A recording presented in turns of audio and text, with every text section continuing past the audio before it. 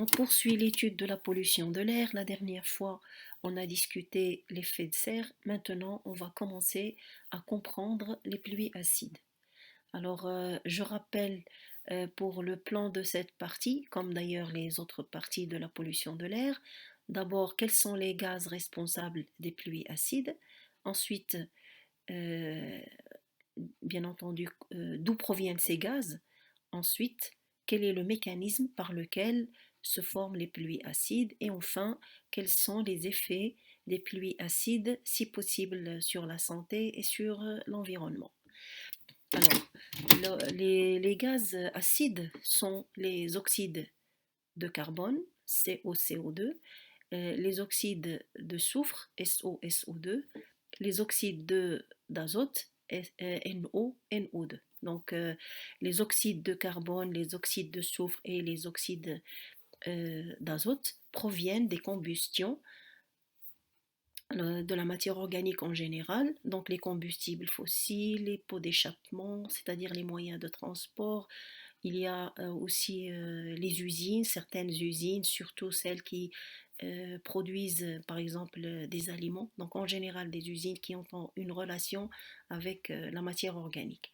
Donc ces polluants qui sont émis dans l'air vont avoir des réactions complexes dans la troposphère, c'est-à-dire ils vont réagir avec des particules de la troposphère et ça va engendrer avec les eaux de pluie, surtout avec les eaux de pluie, trois types d'acides. Donc nous avons l'acide sulfurique H2SO4, l'acide, l'acide carbonique H2CO3 et l'acide nitrique HNO3. Donc à partir des oxydes de carbone, on obtient l'acide carbonique H2CO3. À partir des oxydes de soufre, on obtient l'acide sulfurique H2SO4. Et à partir des oxydes d'azote, on obtient l'acide nitrique. Alors ces trois acides, bien sûr, c'est une combinaison des gaz acides avec l'eau, mais sous l'action de réactions dans l'atmosphère assez complexes.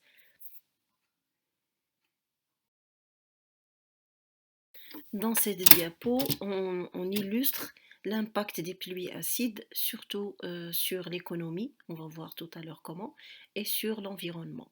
Alors, sur l'économie, si les pluies acides continuent à se déposer sur les monuments historiques, il y aura érosion de ces monuments à partir d'un pH égal à 4, et donc ces monuments qui attirent normalement les touristes ne le feront plus, et donc ce sera euh, un effet négatif sur l'économie.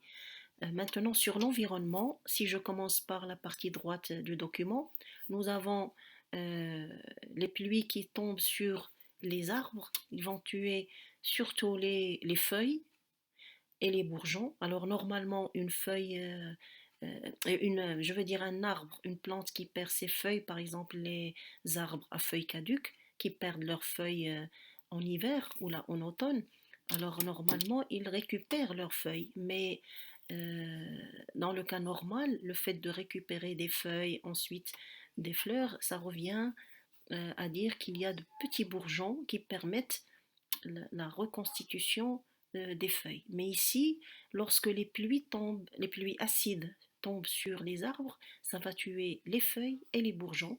Et donc l'arbre ne pourra jamais régénérer ses feuilles.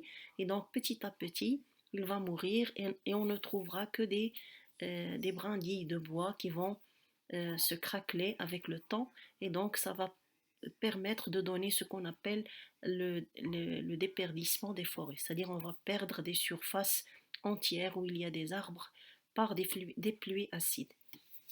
Alors maintenant, on va descendre un petit peu en bas. Lorsque les pluies acides tombent sur le sol, ça va bien sûr acidifier le sol. Et donc, si je prends des exemples, il y a des plantes qui préfèrent un pH légèrement euh, acide à neutre, c'est-à-dire par exemple de 6 à 7. Par exemple, je prends le petit pois avec le blé. Ce sont des plantes qui préfèrent un pH allant de 6 vers 7.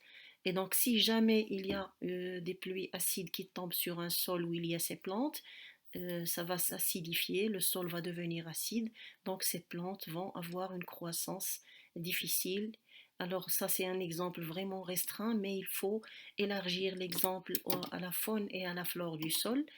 Pour les animaux et les plantes oui, et les plantes qui ne peuvent pas supporter des variations de pH, surtout une diminution de pH, ça va vraiment être une cause de perturbation pour leur croissance, pour leur reproduction, et donc ça peut expliquer un déséquilibre au niveau du sol. Alors si on suit vers le bas les pluies acides qui s'infiltrent vers la profondeur, ça peut atteindre aussi la nappe phréatique et donc ça va polluer les eaux souterraines.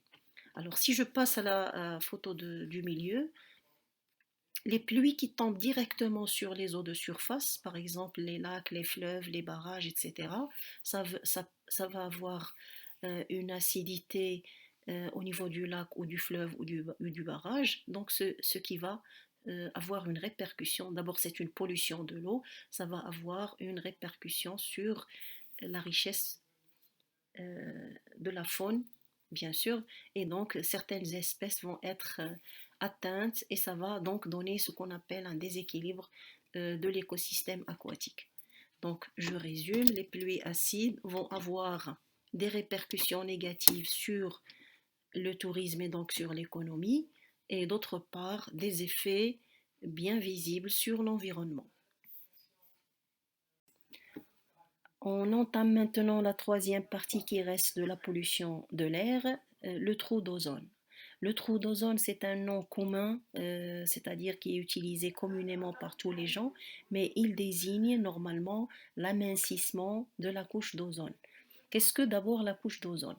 C'est une partie de la stratosphère située entre 15 et 35 km qui contient un gaz trioxygène O3. Alors c'est une couche qui est caractérisée par une certaine densité de gaz O3, c'est-à-dire ozone. Il a la particularité d'absorber les rayons ultraviolets et donc d'empêcher leur passage vers la troposphère. Et donc c'est une couche très très bénéfique pour nous, mais elle est vraiment à une hauteur très importante, donc ça ne risque pas de nous affecter. L'ozone qui se trouve à ce niveau-là ne peut pas nous affecter, mais au contraire, il joue un rôle positif pour la protection de toute la planète Terre. Ce document permet d'illustrer l'amincissement de la couche d'ozone au niveau du pôle sud. Alors, on va essayer de comparer à gauche en septembre 2005 avec la droite septembre 2006, c'est-à-dire au cours d'une année. Alors, pour bien lire le document, on va essayer de voir la légende. Vous avez d'abord l'unité de mesure de la densité d'ozone, c'est DU, c'est-à-dire unité Dobson. Alors ça se mesure en unité Dobson, donc c'est une unité bien connue pour le gaz ozone. On va regarder par exemple au niveau du pôle sud la couleur représentée à ce niveau-là. Donc on va essayer de voir par exemple la couleur bleu turquoise. Donc ça représente 225 unités Dobson en 2005. Donc c'est une référence pour nous. Lorsqu'on passe, à la photo de 2006, c'est-à-dire les mesures effectuées en 2006 sur la même zone, c'est-à-dire au pôle sud, nous allons voir une couleur noire qui représente 150 unités Dobson. Donc si je veux faire l'analyse, je vais dire du 1er septembre 2005 au 27 septembre 2006, on constate une diminution de la densité du gaz ozone de 225 unités Dobson à 150 unités Dobson. Donc, comme vous pouvez le constater, c'est une diminution considérable de la densité du gaz à ce niveau-là, au niveau du pôle sud. Bien sûr, le même phénomène s'observe au niveau du pôle nord.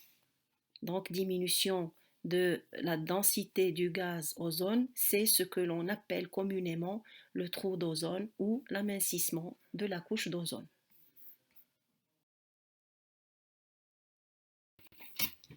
Dans cette diapo, on va reconnaître les gaz responsables de l'amincissement de la couche d'ozone. Alors, le gaz dont on prendra l'exemple ici, c'est le chlorofluorocarbone, les chlorofluorocarbones, c'est-à-dire CF2, CL2, reconnus communément comme CFC. Bien sûr, il y en a d'autres molécules qu'on appelle les halogénures. Les halogénures, donc ce sont des molécules qui contribuent à l'amincissement de la couche d'ozone, mais ici nous avons juste un exemple. Alors CF2Cl2 au niveau de la stratosphère, d'où provient-il? Il provient de la troposphère lorsque les usines utilisent ces produits, ces gaz pour fabriquer des appareils électroménagers de refroidissement, c'est-à-dire les climatiseurs, les réfrigérateurs, les congélateurs et aussi, il ne faut pas oublier les aérosols, ceux des insecticides et ceux de déodorants. Bien sûr, ce sont de petites bombes. D'ailleurs, qu'on touche et qu'on trouve froides, euh, et qui permettent de pulvériser des produits ou bien sous forme de déodorant ou bien sous forme de pesticides. Alors ces CF2, CL2, lorsqu'ils sont émis par les usines, vont se volatiliser et vont monter vers la stratosphère. Au niveau de la stratosphère, les UV qui normalement sont stoppés par la couche d'ozone vont réagir avec CF2, CL2 en scindant la molécule en deux parties inégales. Ça va libérer le Cl d'une part et CF2Cl d'autre part. Alors la molécule CF2, Cl2 en se scindant et en libérant le Cl, ça va donner directement une réaction entre Cl et O3 pour donner ClO et O2. Et donc voilà une molécule d'ozone qui a disparu. Mais ça ne s'arrête pas là, puisque le Cl qui a réagi, maintenant il est combiné avec un atome d'oxygène, mais il aura la possibilité d'être libéré en réagissant avec un atome d'oxygène. Alors ça va se résumer comme ça, ClO plus O, ça va donner Cl plus O2. Donc la relibération de Cl va redonner une réaction de destruction d'une autre molécule d'O3 et ainsi de suite. Pour comprendre l'origine de l'atome d'oxygène qui a permis la relibération de Cl, on va l'expliquer par un phénomène qui se produit naturellement au niveau de la couche d'ozone, c'est-à-dire au niveau de la couche d'ozone, le gaz O3 qui nous protège contre les UV, il se fait scinder par les UV en O2 plus O, c'est-à-dire la réaction est la suivante, O3 va donner en présence d'UV O2 plus O. Et c'est cet atome d'oxygène libéré qui va réagir avec ClO pour relibérer le Cl dans la réaction écrite en bas de diapo. Alors je récapitule. CF2Cl2 au niveau de la stratosphère se scinde en CF2Cl plus Cl. Le Cl libéré va réagir avec O3 pour le faire disparaître et donc ça va donner ClO plus O2. Le ClO avec un atome d'oxygène va donner Cl plus O2 et ça va revenir pour redétruire d'autres molécules d'ozone. Ceci n'est possible que si une réaction se fait, et d'ailleurs elle se produit dans la stratosphère, c'est O3 va donner en présence du V O plus O2.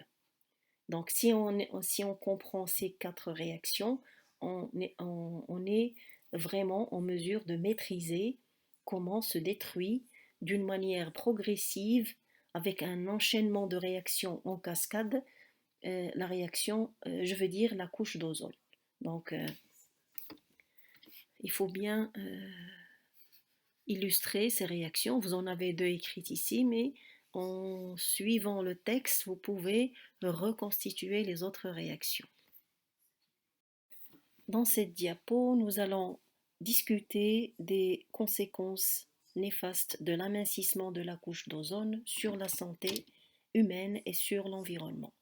On va comprendre, d'après ce qu'on a dit tout à l'heure, lorsque la densité du gaz ozone va diminuer au niveau de la stratosphère, ce bouclier qui nous protégeait des rayons ultraviolets est devenu euh, euh, moins efficace et donc il y a une certaine quantité de rayonnements ultraviolets qui vont traverser cette couche et vont pouvoir parvenir au niveau de la troposphère. c'est-à-dire il va causer en se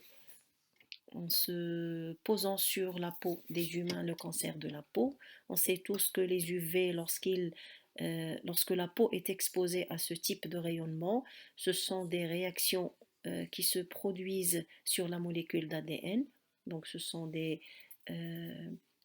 conséquences sur l'information génétique. Donc ça peut causer des mutations au niveau des cellules de la peau qui vont se traduire par des cancers de la peau. D'autre part, si je passe vers la droite de ce document, les plantes aquatiques et surtout le phytoplancton, surtout ici je passe vers les milieux aquatiques où il y a une couche d'algues microscopiques qu'on trouve à la surface de l'eau, que ce soit de l'eau douce ou de l'eau salée, c'est-à-dire c'est aussi valable pour les lacs, pour les rivières, pour les barrages et le milieu marin aussi. Donc il y a une couche de phytoplancton qui vit à la surface de l'eau. Ce phytoplancton lorsqu'il va être exposé aux rayonnements ultraviolets, qui sont de plus en plus importants s'il y a un amincissement de la couche d'ozone, il va être affaibli, c'est-à-dire il va subir l'action des ultraviolets. Il y a beaucoup de cellules euh, algales, c'est-à-dire ces algues microscopiques vont être détruites et par conséquent, nous aurons une diminution du pouvoir photosynthétique au niveau des milieux aquatiques. Alors, il ne faut pas oublier que le phytoplancton va avoir des conséquences très très graves au niveau des milieux aquatiques s'il est touché par les rayonnements ultraviolets. Surtout si on se rappelle les notions du tronc commun, vous savez que le phytoplancton est le producteur du milieu aquatique. Donc si le phytoplancton est détérioré, ça va avoir une conséquence sur le zooplancton, ça va avoir une répercussion sur les crustacés et les petits poissons, parce que ici c'est vraiment un réseau trophiques, c'est-à-dire des chaînes alimentaires du milieu aquatique qui vont être touchées. Donc on aura un anéantissement de la vie aquatique, c'est-à-dire la majorité des poissons et des êtres vivants qui vivent dans le milieu aquatique vont être touchés par ces modifications. Alors au niveau des écosystèmes terrestres, nous allons expliquer les déséquilibres qui ont lieu dans ces écosystèmes par l'action des ultraviolets sur les œufs et sur les larves. Ce sont les œufs des animaux qui n'ont pas de carapace. Donc il y a des animaux qui ont des œufs protégés par une coque, par une coquille, par une carapace, mais il y a des animaux qui pondent des œufs où il n'y a pas, qui ne sont pas entourés de coque ni de carapace. Donc ces œufs, par exemple chez les insectes, la majorité des œufs n'ont pas de carapace. Et donc les œufs, et après l'éclosion, les larves seront vraiment exposées aux ultraviolets. Et donc c'est un déséquilibre dans les écosystèmes terrestres. Parce que ces insectes, ces larves, ces œufs constituent des éléments importants des réseaux trophiques de l'écosystème terrestre, c'est-à-dire ils constituent l'alimentation de certains animaux et ils se nourrissent d'autres animaux. Donc bien sûr, lorsqu'ils disparaîtront de l'écosystème, ça va causer des déséquilibres très très importants au niveau de l'écosystème terrestre, des écosystèmes terrestres.